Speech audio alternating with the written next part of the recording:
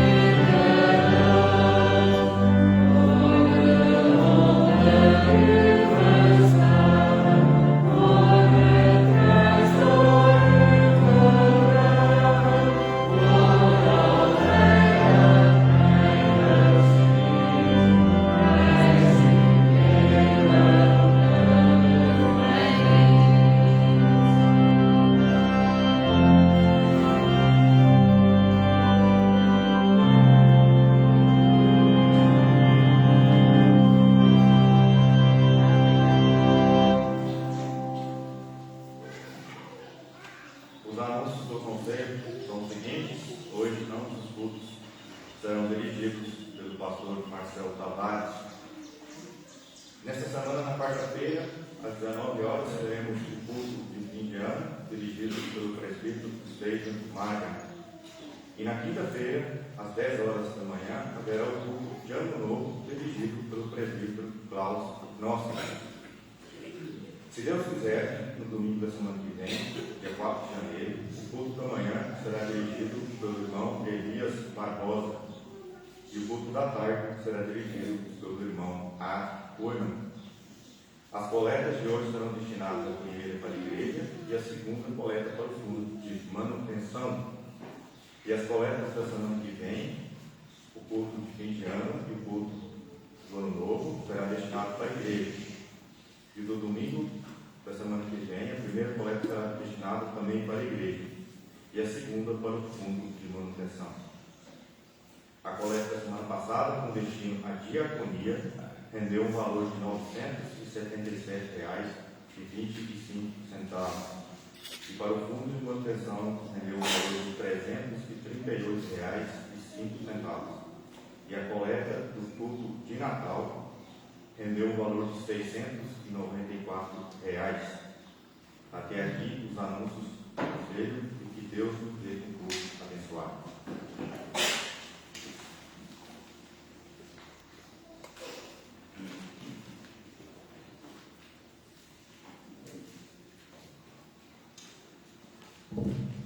Irmãos e irmãs, vamos nos colocar de pé, por gentileza, nesse momento. Vamos também abrir nossas Bíblias no Salmo 100, o Salmo que nos convoca para este culto solene. Um Salmo de ações de graças. Esse Salmo nos diz e nos convoca com as seguintes palavras: aclamem o Senhor todos os habitantes da terra. Prestem culto ao Senhor com alegria. Entrem na sua presença com cânticos alegres. Reconheçam que o Senhor é o nosso Deus. Ele nos fez e somos dele. Somos o seu povo e rebanho do seu pastoreio. Entrem por suas portas com ações de graças e em seus atos com louvor. Deem-lhe graças e bendigam o seu nome. Pois o Senhor é bom, e o seu amor leal é eterno. A sua fidelidade permanece por todas as gerações. Façamos o nosso voto de confiança total e dependência nesse Deus. Amada Igreja do Senhor Jesus Cristo, onde está o nosso socorro? O nosso socorro está em nome do Senhor, Criador dos céus e da terra. Recebam a saudação da parte do nosso Deus. A vocês, graça e paz, da parte de Deus, nosso Pai, e do Senhor Jesus Cristo. Amém. Respondendo ao Senhor, cantaremos o Salmo 100, a primeira versão.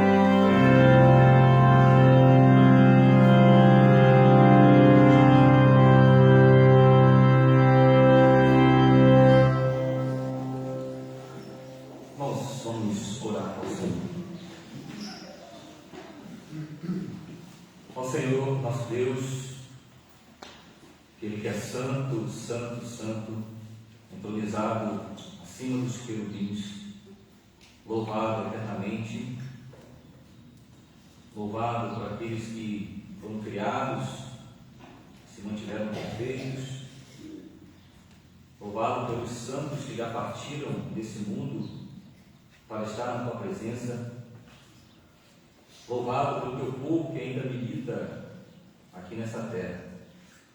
Unimos nossas vozes de forma uníssona a esse grande coro celestial, também o coro que está na terra, todas as igrejas que confessam ao Senhor como verdadeiro Deus se reúnem para te prestar louvores, para te prestar culto, Senhor. Todos nós invocamos ao Senhor nesse dia publicamente, te exaltando por tudo aquilo que tu és e aquilo que tu fazes, Senhor. Todo ser que respira é chamado a louvar ao Senhor. Nós fazemos isso, ó Pai, sem que em nós haja qualquer mérito. Em verdade, ó Pai, quando entramos na tua presença, nada somos. Nossos corações vêm até o Senhor dobrados. Reconhecemos a nossa pecaminosidade. Reconhecemos que não fosse o Senhor mesmo que nos recebesse na tua presença. Se fosse por causa do nosso próprio mérito, seríamos aqui, Senhor, fulminados, deixaríamos de existir, Senhor, porque nada pode subsistir ante a tua presença gloriosa. Obrigado porque assim fazemos, vestidos com a justiça do Senhor Jesus Cristo. Sem Ele não haveria nenhuma razão, Senhor, de estarmos aqui. Ele é o fundamento da nossa fé, Ele é a base sólida, a rocha da nossa salvação. É Ele quem mantém a nossa salvação como pastor que leva as suas ovelhas aos pastos verdejantes. Ainda que tenhamos que passar por vales sombrios como passamos, temos o pastor, o supremo pastor de nossas almas, o Senhor Jesus Cristo. Queremos então, ó Pai, adorá-lo na beleza, formosura do Senhor Jesus Cristo, exaltando e glorificando a salvação que nos foi outorgada, que nos foi dada, Senhor. Obrigado, porque nesse dia temos esse privilégio de sermos chamados de teus filhos e sermos recebidos na tua presença. Agora, Pai, te rogamos que tu nos concedas, que possamos te adorar nessa manhã, de uma maneira que seja agradável. Portanto, ó Pai, levantamos as nossas mãos, te oferecendo as nossas ofertas, mas primeiramente pedimos que tu mesmo encha as nossas mãos para que possamos lhe oferecer aquilo que lhe agrada, Senhor. Porque nada temos de nós mesmos, exceto o nosso coração impuro, nossas obras todas contaminadas com nossos pecados. Te rogamos então para que tudo que viemos a fazer aqui seja de maneira ordeira, reverente, que temamos ao Senhor e ao mesmo tempo nos alegremos naquilo que nós somos e temos em Cristo Jesus. Nos abençoa, Pai, seja com cada um de nós, seja com aqueles também que não puderam estar aqui por alguma razão legítima, Senhor, enfermidade. Pensamos no Danilo, que se encontra internado, também Pâmela, que se encontra com ele.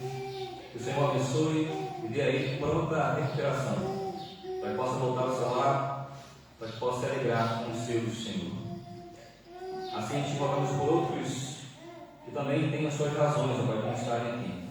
Que o Senhor os acompanhe, que o Senhor os anime, que o Senhor os corrija, se for o caso de negligência, que o Senhor derrame a sua graça, Senhor, sobre o seu povo. Pedimos pelas igrejas também, no mundo inteiro, que lutam pela causa do Evangelho. Que o Senhor os abençoe onde quer que elas estejam, Senhor. Assim te agradecemos mais uma vez, assim te oramos, em nome de Cristo Jesus, o nosso Senhor, o nosso Salvador, o nosso mediador, a quem seja a honra, o poder e a glória para todo sempre. Amém. Meus irmãos, vamos nesse momento ouvir a lei do Senhor, a lei de Deus, que se encontra em Êxodo capítulo 20. Nós temos na lei, o decálogo, na lei de Deus, podemos dizer, o manual ou a receita de como podemos andar de forma que glorifique a Deus. Mas, primeiramente, eu quero ler o versículo 18, que mostra a disposição de coração que nós também devemos ter quando nos achegamos à presença do Senhor. E aqui nesse versículo 18, 19, também encontramos a figura do mediador, Moisés, que fala pelo povo, e também temos nosso mediador Cristo, que fala por nós, e em quem não precisamos temer nada. Então, Êxodo 20, versículo 18, vendo seu povo diante dos trovões, e dos relâmpagos, e do som da trombeta, e do monte fumegando, todos tremeram, assustados, ficaram à distância, e disseram a Moisés: fala tu mesmo conosco, e ouviremos. Mas que Deus não fale conosco, para que não morramos. Moisés disse ao povo: não tenham medo. Até aqui a nossa leitura, e assim nós nos preparamos para a lei do Senhor, também pensando no nosso mediador, Cristo, que diz para nós: não tenham medo. E Deus falou todas estas palavras: eu sou o Senhor, o teu Deus, que te tirou do Egito, da terra da escravidão. Não terás outros deuses além de mim. Não farás para ti nenhum ídolo, nenhuma imagem de qualquer coisa no céu, na terra ou nas águas debaixo da terra.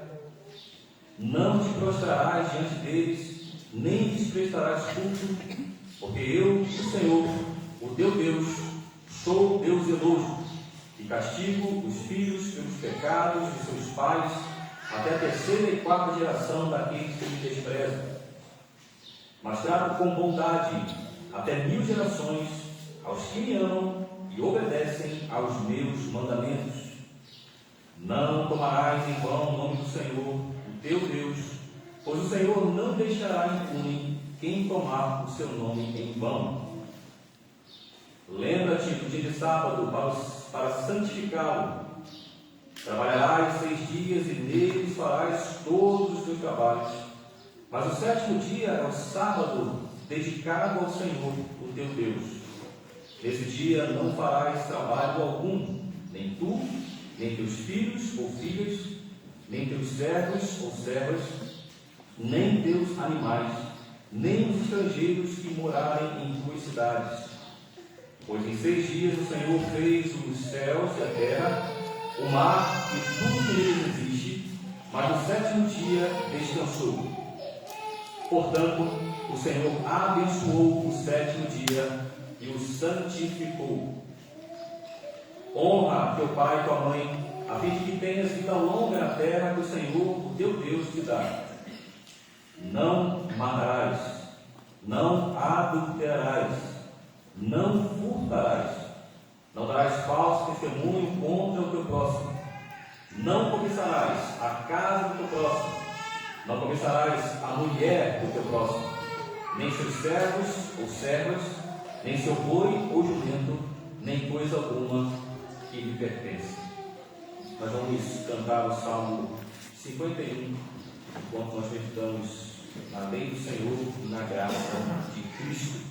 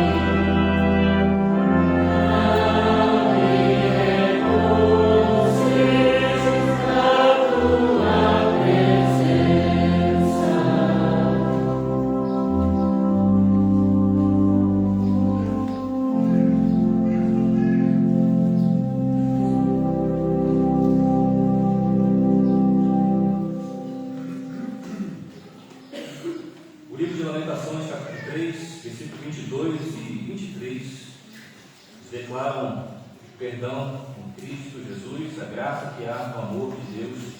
O texto diz assim: graças ao grande amor do Senhor é que não somos consumidos, pois as suas misericórdias são inesgotáveis. Renova-se cada manhã, grande é a sua fidelidade. Nós todos que verdadeiramente confessam que Cristo Jesus é o nosso Salvador, podemos ficar em paz, podemos adorar a Deus em paz. Meus irmãos e irmãs e prezados visitantes aqui nessa manhã, nós vamos ouvir nesse momento a pregação da Palavra de Deus, que vai expor a doutrina do Dia do Senhor, o domingo de número 15, mas primeiramente vamos ver dois textos. O primeiro se encontra em Isaías, profeta Isaías, capítulo 53, e o segundo texto se encontra em Mateus 27, versículos 11 até o versículo 25.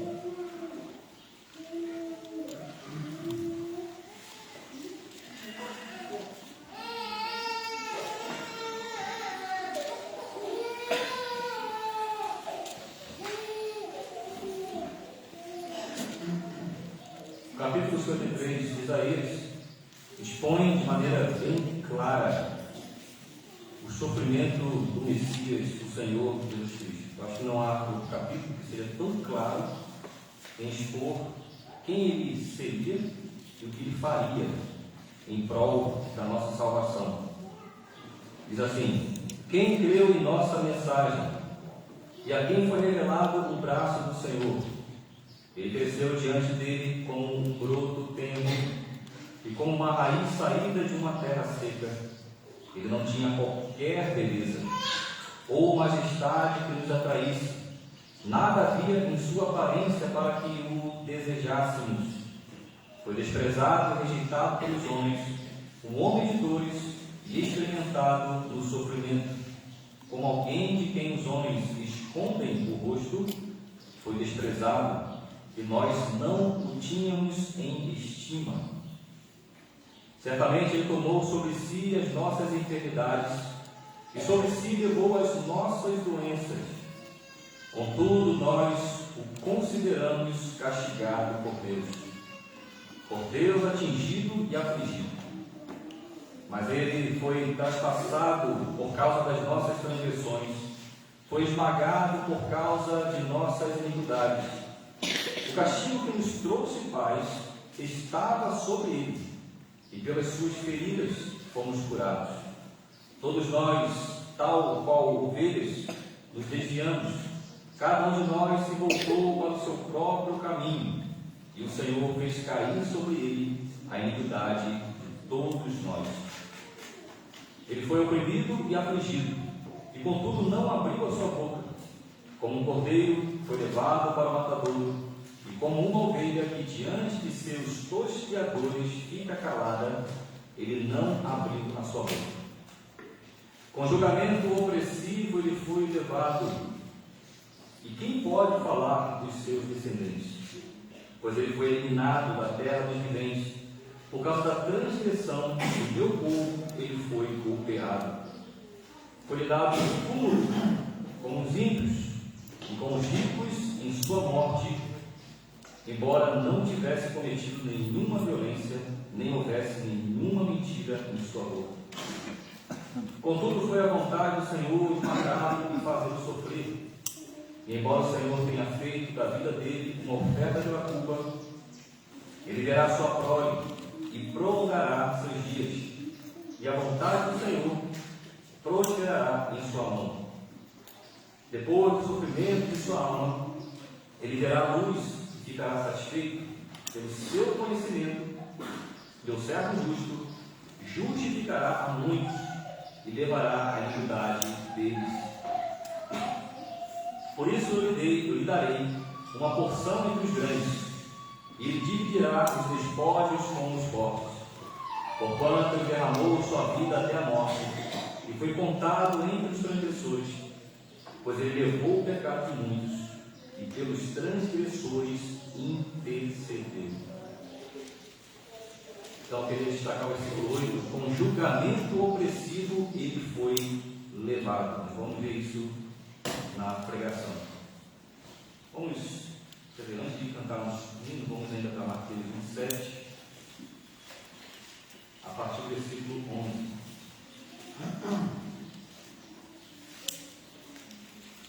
Jesus diante de Pilatos.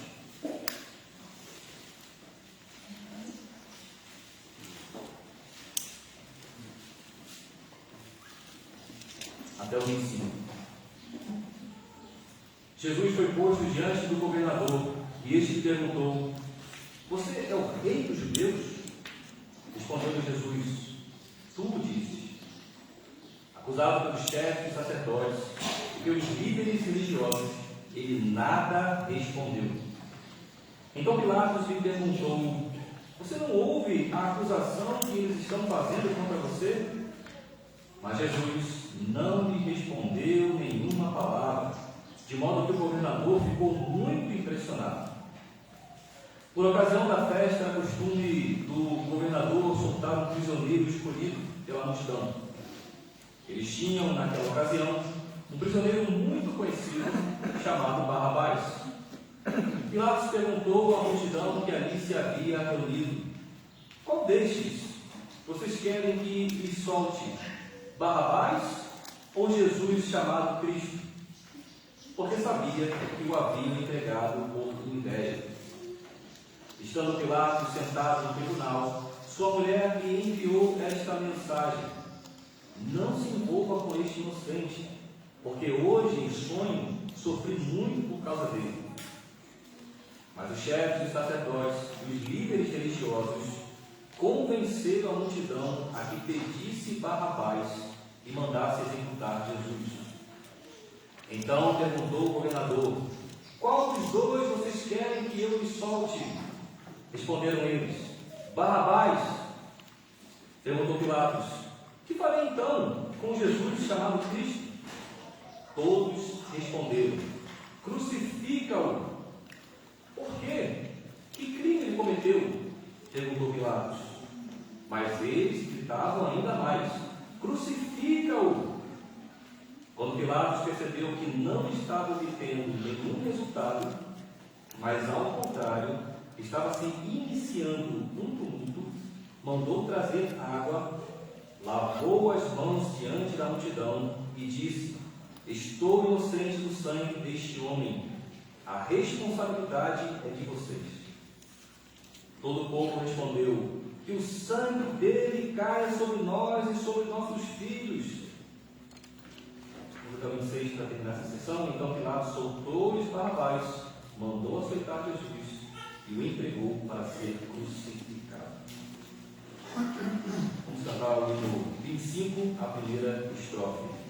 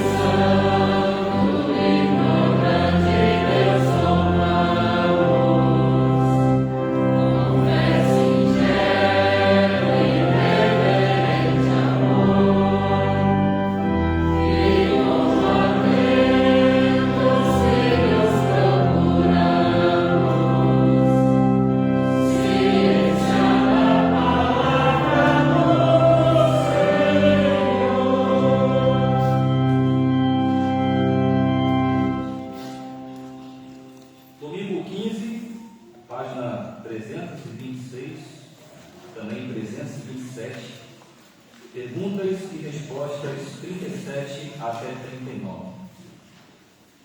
37. O que você confessa com a palavra padeceu?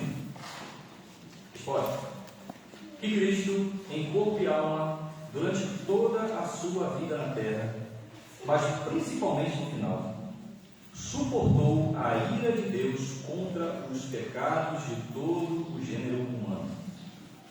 Pelo seu sofrimento como o único sacrifício, ele salvou nosso corpo e alma da condenação eterna de Deus e conquistou para nós a graça de Deus, a justiça e a vida eterna. 38. Porque ele padeceu sob o juiz Pôncio Pilatos. Resposta: embora inocente, Cristo foi condenado por um juiz terreno para livrar-nos do severo juízo de Deus que devia cair sobre nós. 39. Cristo foi crucificado. Isso tem mais sentido do que morrer de outra maneira? Resposta: tem sim.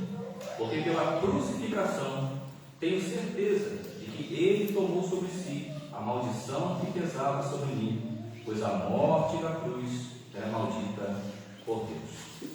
Nós vamos nos concentrar nessa manhã na pergunta e resposta 38 sobre o padecimento diante de Pôncio Pilatos.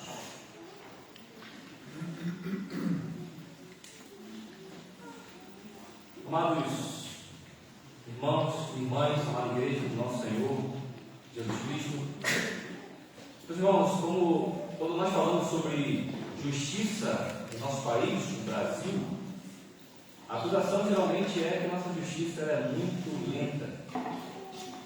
E é uma frase que as pessoas dizem aqui no Brasil, de que a justiça ela é lenta, ela tarda, mas não falha, ela demora, mas não falha. Então tem essa característica da justiça brasileira, que é uma justiça muito morosa, muito lenta, devagar.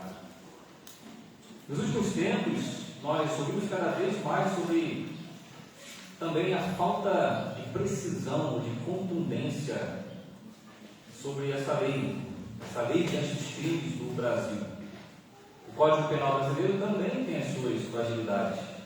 E nosso país, além da lentidão toda que é esse aspecto punitivo, temos também uma punição que é muito branda no nosso país, muito branda.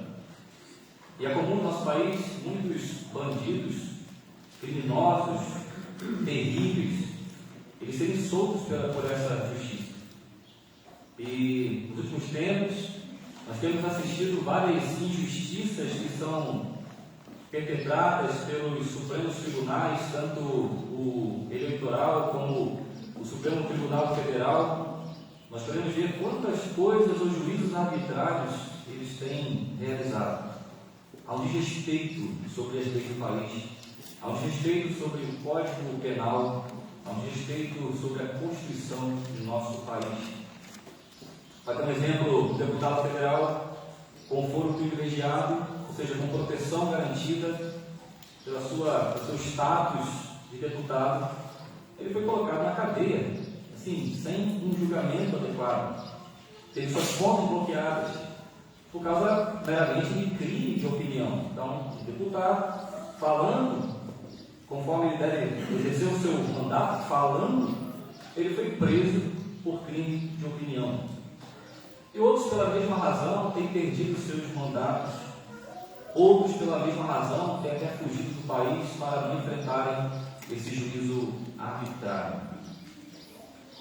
Censura tem sido também realizada pelo STF, Supremo Tribunal Federal, ou Supremo Tribunal Eleitoral. Coisas essas que só aconteceram na época dos governos militares aqui em nosso país. Então nós olhamos esse juízo, ou esses juízes, e nós ficamos angustiados com o estado de coisas. Vários veículos de comunicação sendo censurados, não podem emitir suas opiniões, pessoas sendo presas, e quem dirá nós, que não temos nenhum foro privilegiado, não somos políticos, que não temos proteção, que não temos importância, quem dirá de nós? Podemos simplesmente ser jogados na cadeia por qualquer tipo de opinião que possamos dar. Então, meus irmãos, ficamos muito inconformados, chateados, e nos perguntando quando que isso vai parar? Quando que a situação realmente vai mudar? Entretanto, meus irmãos, à luz da palavra de Deus, nós, olhando para nós mesmos, também podemos verificar em nós que somos injustos. Temos sim injustiça em nosso país, mas também nós somos pessoas injustas. Nós tomamos decisões erradas também, que acabam impactando outras pessoas. Nós também damos corretivos injustos, muitas vezes, aos nossos filhos. Nós usamos pesos e medidas diferentes para julgarmos situações diferentes. Muitas vezes nós julgamos mal uma pessoa ou uma situação. Então, aquilo que nós criticamos na esfera política, nós temos que ter a capacidade também de nos autocriticarmos. Então, nosso texto está aqui, trata do julgamento de um homem justo e bom, o nosso Senhor Jesus Cristo. Ele foi julgado por um juiz arbitrário. Ele foi julgado por um juiz mentiroso, injusto. Ele está aqui sujeito ao juízo dos ímpios, sendo que ele é santo, perfeito e é o juiz de toda a terra. E tudo isso comunica para nós nessa manhã aquilo que é o padecimento do nosso Senhor Jesus Cristo. Esse padecimento, ou seja, esse sofrimento, ele vem acontecendo desde o nascimento de Cristo, e agora, nesse domingo 15 e 16, vai tomar dimensões cada vez maiores. São camadas que Cristo está enfrentando, ele está mergulhando nessas camadas do sofrimento. E nessa pregação, nosso foco então é o julgamento do nosso Senhor Jesus Cristo. Nós vamos olhar para Mateus 27, esse não será o único texto, nem desde Isaías 53 será o único texto. Nós vamos tentar montar aqui um quadro dos acontecimentos de Jesus nesse julgamento. Então nós vamos para João, o Evangelho de João, por exemplo, que também é um outro evangelho que tem uma câmera, que tem uma perspectiva diferente sobre esse mesmo assunto. Então a gente vai andar um pouquinho entre os evangelhos e montarmos aqui a cena desse julgamento injusto sobre o Senhor Jesus Cristo. Nós vamos ouvir duas coisas principais nessa pregação. A primeira delas é a inocência de Jesus, confirmada por esse juiz pecaminoso. Então a sua inocência será declarada por esse juiz. E o segundo momento dessa pregação é a rejeição de Jesus, ou a sua condenação pelo seu povo em seu julgamento. Então temos o juiz declarando a inocência dele, e mesmo assim ele está sendo rejeitado, tanto por esse juiz quanto pelo povo que deveria recebê-lo. Então, meus irmãos e irmãs, em primeiro lugar, o julgamento de Jesus enfatiza por diversas vezes na palavra de Deus a sua inocência. Nós vamos ver isso nesse momento, sua inocência. Então vamos olhar primeiramente para o juiz, ou seja, o personagem aqui desse julgamento. Quem é ele? Ele é Pôncio Pilatos. Mas quem é Pôncio Pilatos? Nós simplesmente declaramos no credo apostólico que ele foi julgado sobre Pôncio Pilatos, mas também não pensamos bem quem é esse homem Pôncio Pilatos. Então vamos descrevê-lo aqui um pouco. Pilatos ele chegou na Palestina com o título de prefeito. Ele chegou um pouquinho antes do ministério de João Batista, que está lá em Lucas capítulo 3. Pilatos era um homem muito mau e ele costumava provocar a religião judaica. Por exemplo, Pilatos trouxe para Jerusalém insígnias militares com a imagem do imperador da época, e também trouxe escudos com os nomes dele, Pilatos, e também do imperador. Ele sabia que essas expressões nacionais romanas provocavam a nacionalidade do povo judeu. O amor nacionalista dos judeus era provocado por esse homem chamado Pilatos. Pilatos também financiou um aqueduto, ou seja, um sistema onde passava água e a água chegava até certo destino, ele fez isso, esse financiamento com o dinheiro confiscado do tesouro do templo lá em Jerusalém. Você pode então imaginar, por esses poucos exemplos, como Pilatos era odiado pelos judeus. Ele é retratado por dois historiadores da época, dessa época aqui, um deles era chamado de Filo, e outro é chamado de Joséfo, ou Flávio Joséfo. Ele é retratado como um homem corrupto e cruel. São dois historiadores que não são crentes, não são fiéis ao Senhor, são homens que estavam relatando a história de uma perspectiva secular. Eles estão dizendo, em sua própria moralidade, estão dizendo: esse homem é corrupto, esse homem é um homem muito cruel. Um outro exemplo, e agora para terminar esses exemplos bem vívidos do que é, quem é Pilatos, se encontra em Lucas capítulo 13, versículo 1. Há um testemunho aqui sobre quem é Pilatos. É dito nessa passagem, Lucas 13, versículo 1, que Pilatos misturou o sangue de alguns galileus com os seus próprios sacrifícios. Isso aconteceu provavelmente depois de Pilatos desconfiar de alguma conspiração nacionalista e assim matou de forma preventiva aquelas pessoas durante um culto.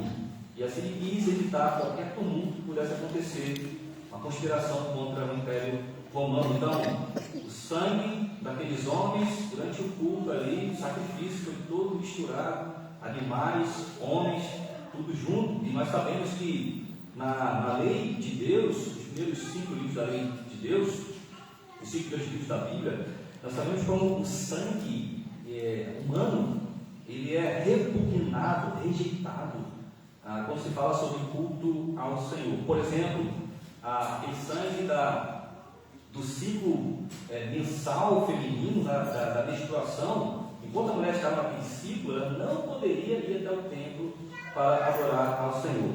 Então, imagine como Pilatos, cometendo tudo isso, afrontava os judeus e era odiado pelos judeus.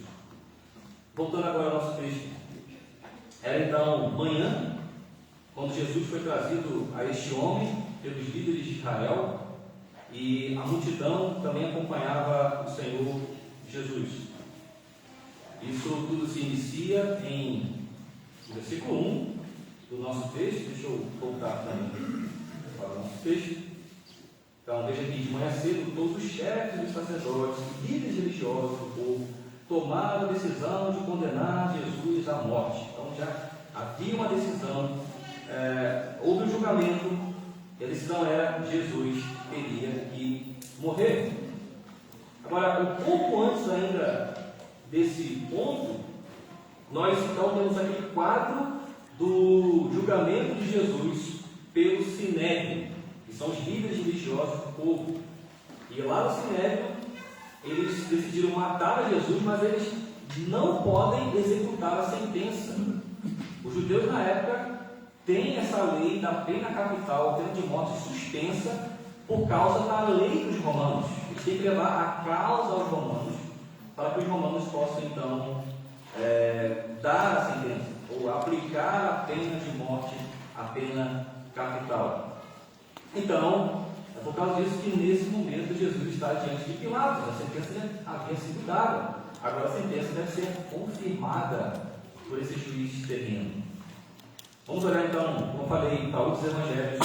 Vamos montar essa cena aqui. Então, Jesus foi levado para Pilatos no pretório, ou seja, a pretório é a casa do governador. Veja João capítulo 18, a gente vai usar aqui um pouco de João nessa pregação.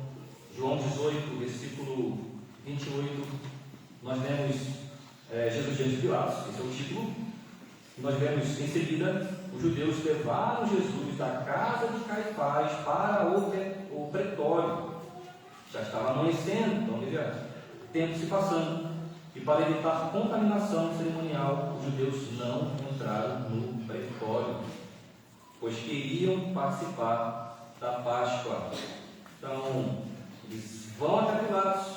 Nesse momento, eles não estão dentro desse local, porque os judeus não podem se misturar aos gentios, não podem entrar em sua casa. Então esse é o cenário aqui. E então Pilatos ele pergunta sobre a acusação que estava contra aquele homem. Versículo 29, nós temos assim: então Pilatos saiu para falar com eles e perguntou: que acusação vocês têm contra este homem?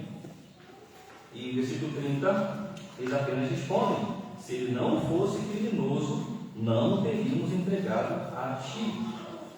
Então, eles afirmam que a questão já foi julgada religiosamente e que a religião deles demandava a morte daquele acusador.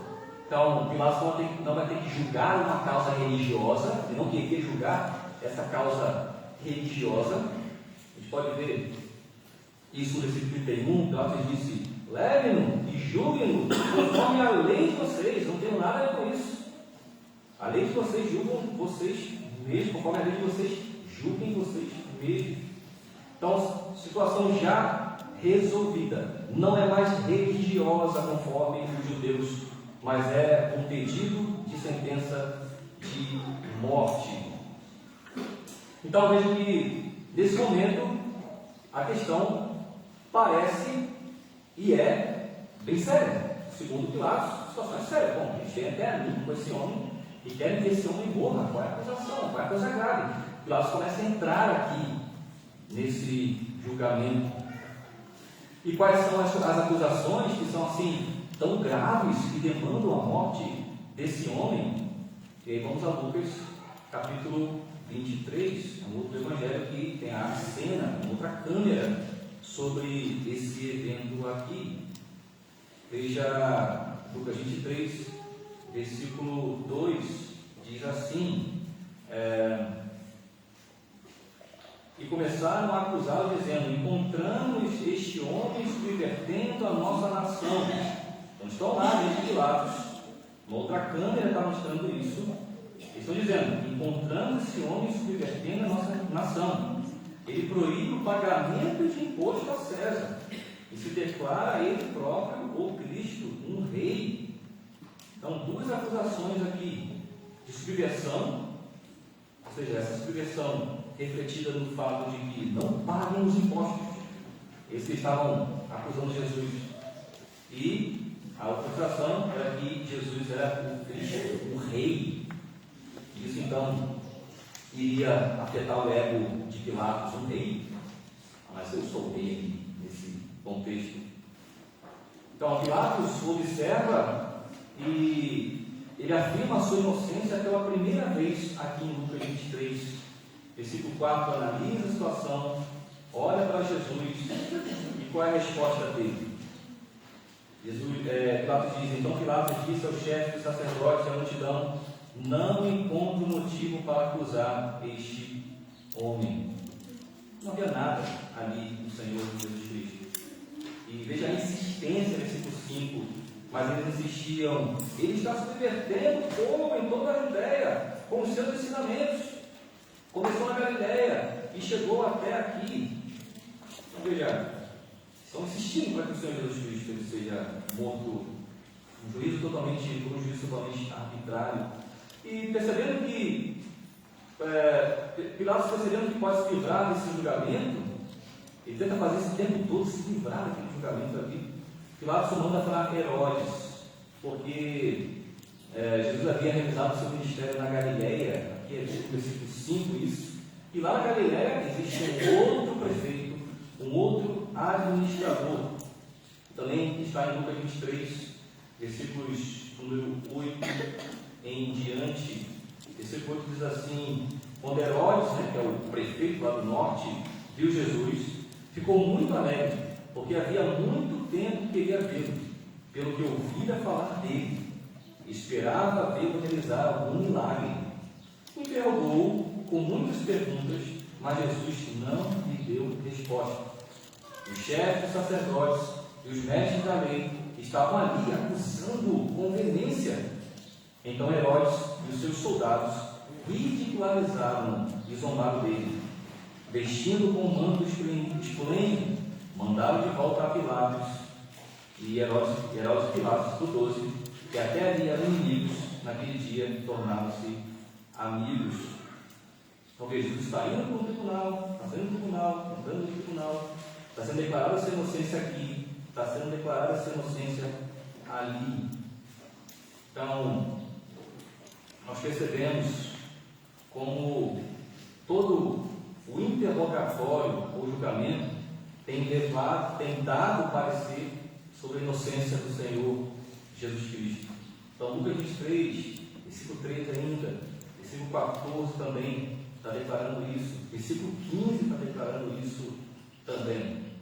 Então, esse interrogatório destacado aqui em Lucas 23, versículo 14 especialmente, é o que aparece de maneira ampliada lá em João 18. Eu vou pedir para os irmãos e as irmãs abrirem todos esses textos, que pode dar muita confusão, mas o texto tem sido completado por outro texto. Então, assim nós chegamos a Mateus 27, onde toda essa exploração desse julgamento está acontecendo. Em Mateus 27, a gente tem só um resumo bem breve daquilo que de maneira mais detalhada aconteceu nos outros evangelhos. Então, Mateus 27, versículo 11, apenas aqui um brevíssimo resumo desse interrogatório. E aquele Jesus ali, com aquele manto esplêndido que foi colocado nele por Herodes, ele responde a Pilatos: tu o dizes, você é o rei dos judeus? Ele diz: você é quem diz isso. Você confirma isso. Essas são as palavras de Jesus. Então, a inocência de Cristo deveria colocá-lo em liberdade. Essa é a questão aqui. Essa inocência deveria livrá-lo daquele castigo. E essa inocência declarada por Pilatos e por Herodes também foi declarada pela própria esposa de Pilatos. Veja o nosso texto, versículo 19. A própria esposa de Pilatos, uma mulher chamada Cláudia, em sonho, ela foi alertada da inocência de Jesus. Então, esse é o único evangelho que narra o testemunho da esposa de Pilatos. E estando no tribunal, o texto fala: sua mulher mandou dizer, não te envolvas com esse justo, porque hoje em sonho eu sofri por seu respeito. Então vamos agora ao versículo 23. Jesus está lá diante da fúria daquela multidão. E aí nós vemos aqui o calor de todo esse embate, de todo esse julgamento. Pilatos pergunta ao povo: que farei então com Jesus chamado Cristo? Então tem Jesus do lado, tem Barrabás do outro lado, e o povo está dizendo: crucifica-o. E por que Deus crucificá-lo? Que crime ele cometeu? Perguntou Pilatos aqui. Então, saindo daqui, meus irmãos, para João, capítulo 19, versículo 4, nós temos mais sobre o que está acontecendo aqui. Nós vemos assim: outra vez saiu Pilatos e lhes disse: eis que eu vou apresento, para que saibais que eu não acho nele crime algum. Ou seja, Pilatos apresentando Jesus mais uma vez, dizendo: ele não tem crime algum. Mas mesmo assim, Jesus inocente, naquele momento, ele é aceitado, ele é escarnecido. Então, algo que extrapola até a própria lei romana. O homem está sendo castigado antes de ser condenado. E em João 19, versículo 6, Pilatos entrega o inocente à morte. E ele diz assim: crucificam. Tomai sobre vós mesmos, crucificam, porque eu não acho nele crime algum. Então veja a contradição desse juiz. Ele sabe que não há crime algum, e ele se contradiz com suas palavras, dizendo: crucifique esse homem. Eu destaco isso para que nós possamos perceber a fraqueza desse homem chamado Pilatos. Ele até sabe da intenção dos judeus que estão ali apenas para condenar Jesus por ciúme. Mateus 27, 18 está dizendo exatamente isso. Ele sabia que por inveja tinham entregado o Senhor Jesus. Então, um líder ambicioso por poder, como ele fica calado diante do fato, ele sabe que Jesus nada tem aqui para ser acusado. Ele sabe que é apenas intriga do próprio povo dele. E é interessante porque Pilatos também sabe que se ele é tudo isso, se Cristo é tudo isso que estão falando, que ele é um rei dos judeus, certamente ele não seria levado a juízo pelo seu povo, mas seria abraçado pelo seu povo. Porque é justamente isso que os judeus querem, se livrar dos romanos. Então veja, todo esse argumento ele cai por terra, ele não é válido para a sua condenação. Mas, meus irmãos, todo esse julgamento injusto faz parte do plano de Deus. E aqui é algo interessante para nós pensarmos. Nós estamos pensando que a corrente da maré, ela só vai para um lado, mostrando que tudo é injusto, e como se Deus não estivesse vendo e controlando nada. Na verdade, ao contrário, Deus está cuidando e controlando de toda essa maré que está acontecendo aqui. Todo esse julgamento injusto, Deus está cuidando, é soberano. Isso nós podemos falar também no nosso próprio tempo aqui. Os juízes, como foram citados na introdução, os juízes que existem nesse momento, os julgamentos que eles estão ali realizando, a gente fica cansado, chateado. Deus está controlando tudo isso que nós estamos vendo. Ele é soberano. Nada foge do seu controle, da sua autoridade. Então, como nós podemos ver Deus aqui nesse julgamento injusto? Meus irmãos, devemos nos lembrar que Deus aqui é aquele que constitui as autoridades. Quer elas saibam disso, quer não, que são autoridades constituídas por Deus, Romanos 13, elas são autoridades da parte de Deus. E Jesus realmente confirma isso, essa autoridade que Pilatos tem. Ele afirma essa autoridade, primeiramente Pilatos afirma essa autoridade lá em João 19, versículo 10, ele diz assim: então Pilatos os advertiu, não me respondes? Jesus havia ficado calado, você não vai responder nada. E aí Pilatos afirma a sua autoridade, diz assim: não sabes que tem autoridade para te soltar e autoridade para te crucificar? Isso é um ponto importante. Ele tem autoridade. Essa autoridade é dada por Deus. Essa autoridade dada por Deus é confirmada por Cristo. No versículo 11 de João 19, ele diz: nenhuma autoridade teria sobre mim se de cima, Romanos 13, não te fosse dada. Agora, por que tudo isso então? Por que toda essa conversa sobre autoridade aqui? Meus irmãos, Deus Pai está nos confirmando, por meio dessa autoridade, Pilatos, que Jesus ele é inocente. Isso é necessário para a nossa salvação. E a autoridade que, exercendo o seu mandato, é algo oficial, como se o Deus do céu tivesse de maneira oficial selada por essa autoridade terrena, ainda que seja injusta, dizendo: esse homem, Cristo, é inocente. O Salvador de vocês é alguém inocente. Mais uma vez, isso foi afirmada várias vezes por Pilatos, Herodes, confirmada pela esposa de Herodes, a Cláudia, em seu sonho. E ao mesmo tempo, nós vemos que essa autoridade oficial, cuja autoridade é vinda de Deus, vai condenar esse homem, ou seja, vai condenar o Senhor Jesus Cristo. Então ele é primeiro flagelado, ele é terrivelmente espancado. Quando ele vai para a cruz, ele está tão castigado que um outro homem vai levar a cruz dele, um homem chamado Simão de Cirene. Está nos evangelhos também, versículo 32 do nosso texto. E o que isso quer dizer, meus irmãos? Quer dizer que o nosso Salvador, ele deve ter essa prerrogativa de ser um homem inocente, e ao mesmo tempo que deve ser humilhado, receber os nossos pecados. Os nossos pecados foram colocados todos nele.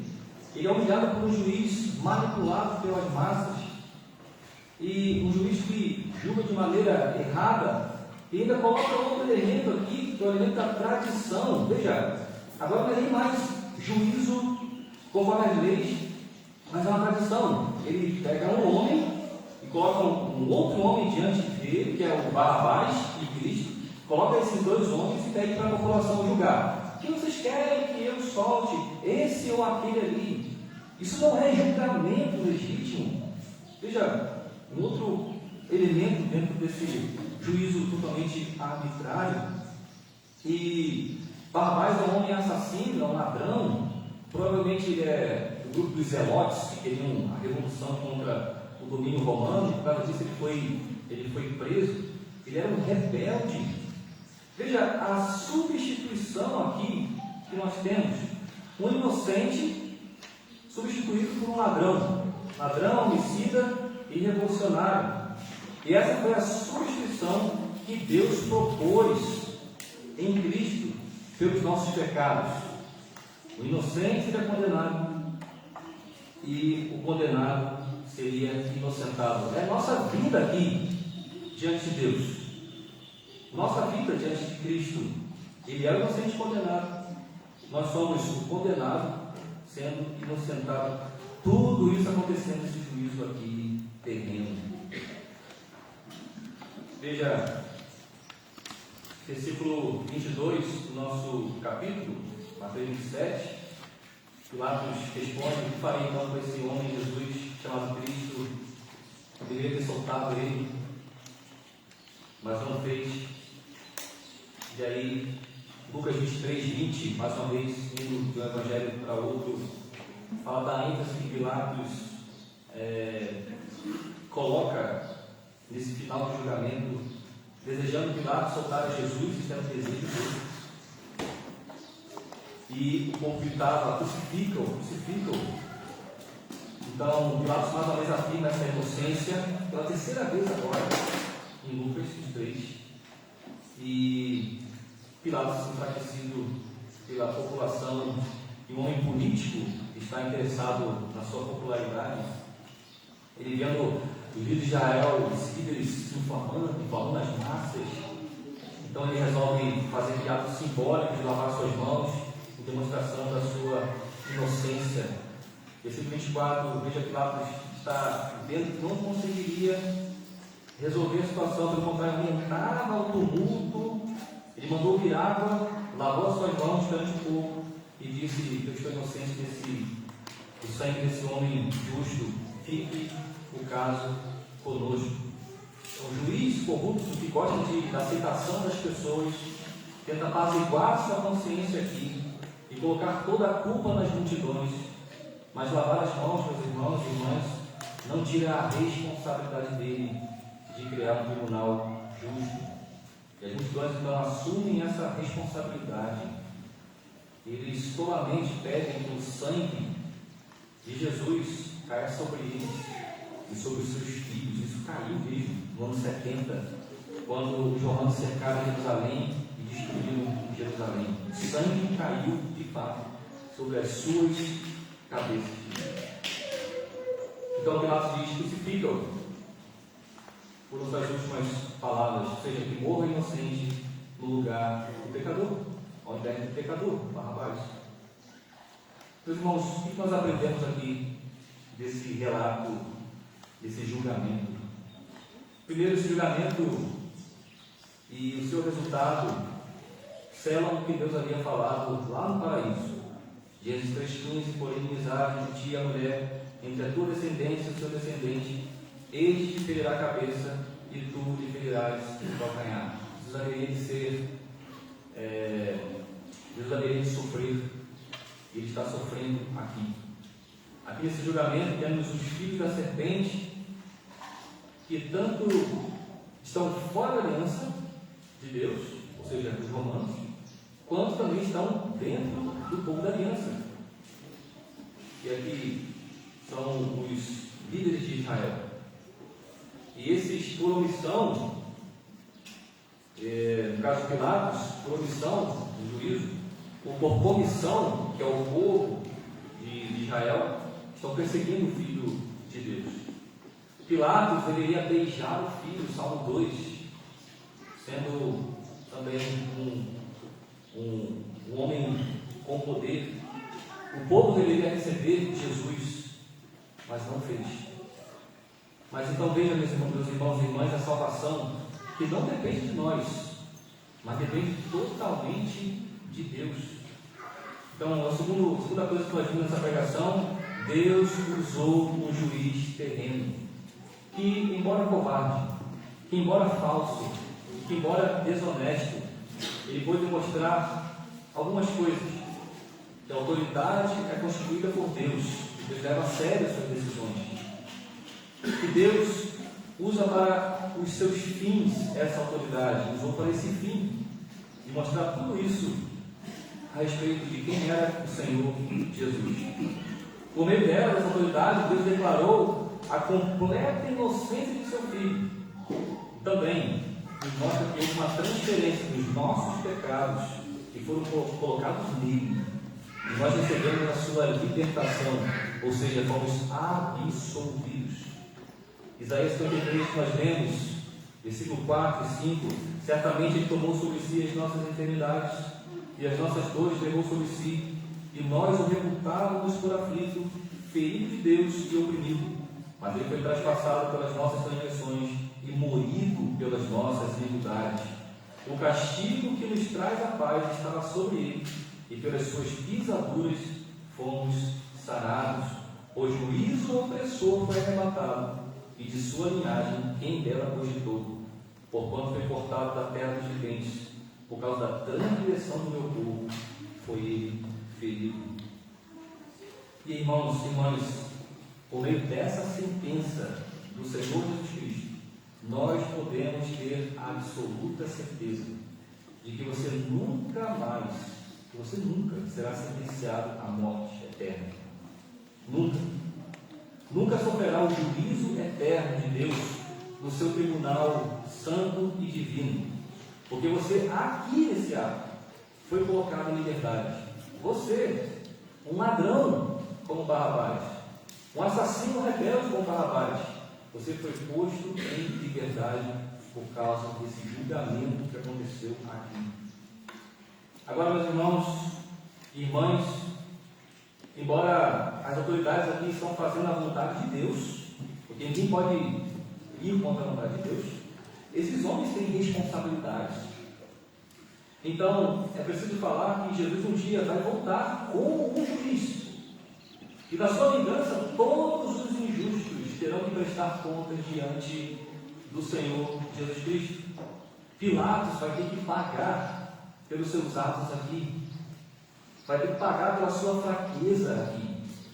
Qualquer juiz injusto terá que pagar pelos seus atos. Eles não poderão escapar diante do juiz que é santo e do tribunal que é santíssimo.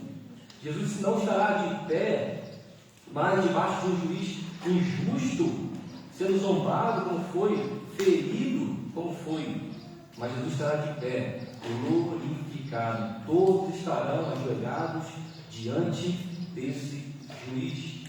Ele vai tomar vingança, ele vai voltar dos céus, e todo olho o verá. Apocalipse 1:7. Até quantos o traspassaram, enviaram a lança nele, vão vê-lo voltar para serem julgados por esse juiz.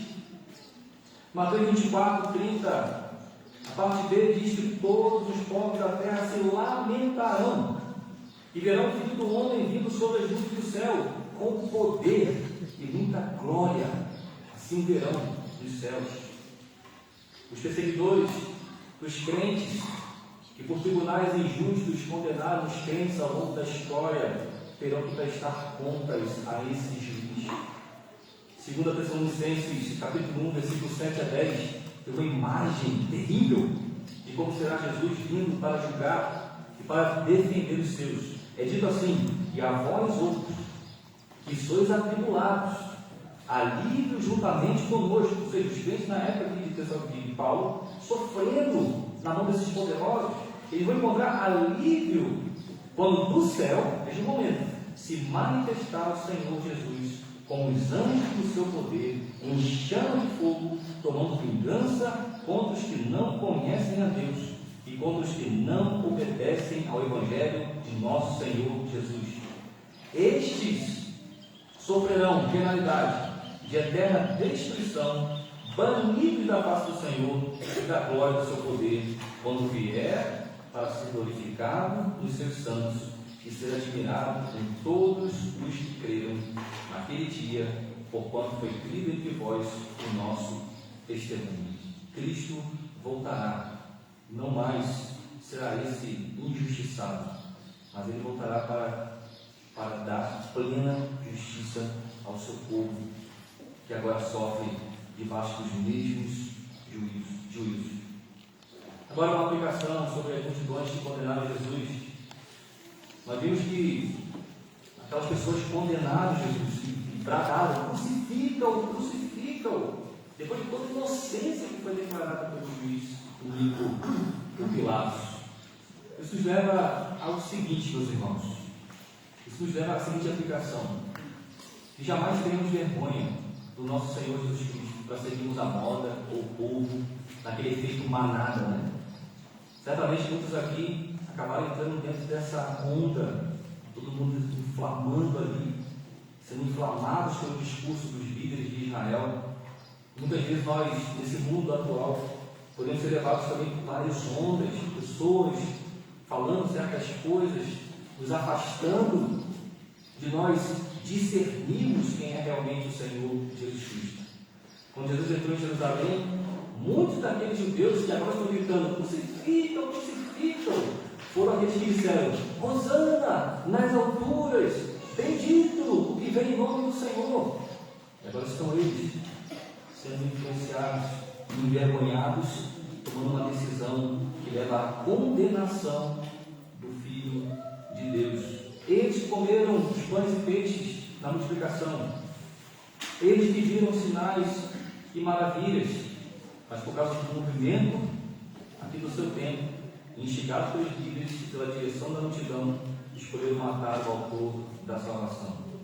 Meu irmão, minha irmã, não permita que nenhuma circunstância do nosso tempo, maiorias, imposições dos homens ou a sua timidez, faça você preferir o pecado, o caminho dos pecadores, em detrimento da salvação e do Salvador.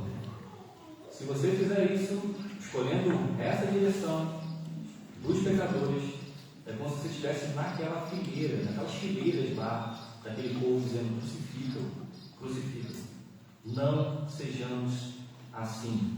Longe de nós que o sangue de Cristo caia com vingança sobre nós e sobre os nossos filhos, mas que caia esse sangue em nós para a salvação, através do arrependimento e através da fé verdadeira nesse Senhor Jesus Cristo. Que o Senhor nos ajude a meditarmos mais em Sua palavra, assim compreendermos e crermos mais em Sua palavra. Amém.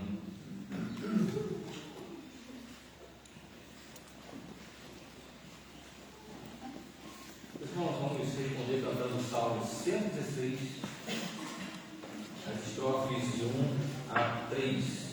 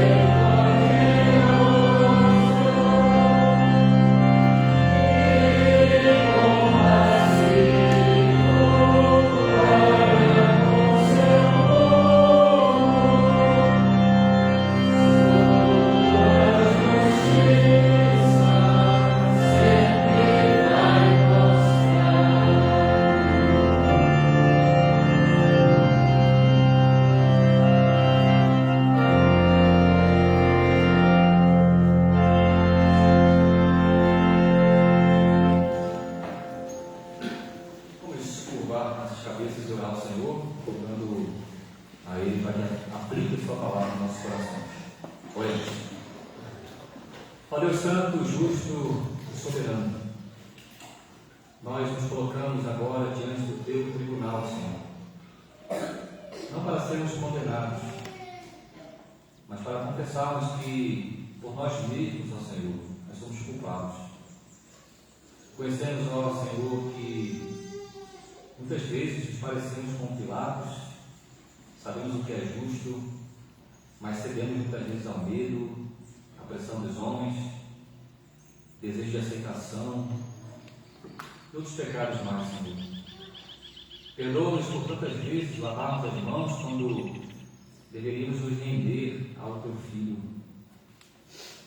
Confessamos também ao Senhor que não poucas vezes seguimos a voz da multidão, preferindo o conforto do pecado, preferindo a fidelidade, a infidelidade, do que Cristo crucificado. Senhor, são tantas vozes no nosso coração, tantos pecados, Senhor, no nosso coração, que muitas vezes nossa decisão final atende, Senhor, a esse clamor. O Espírito desse século firme nossos pés, Senhor, na rocha eterna que é o Senhor Jesus Cristo. Nós te louvamos, ó Pai, porque o justo foi condenado em nosso lugar, porque o inocente Cristo Jesus foi entregue para que nós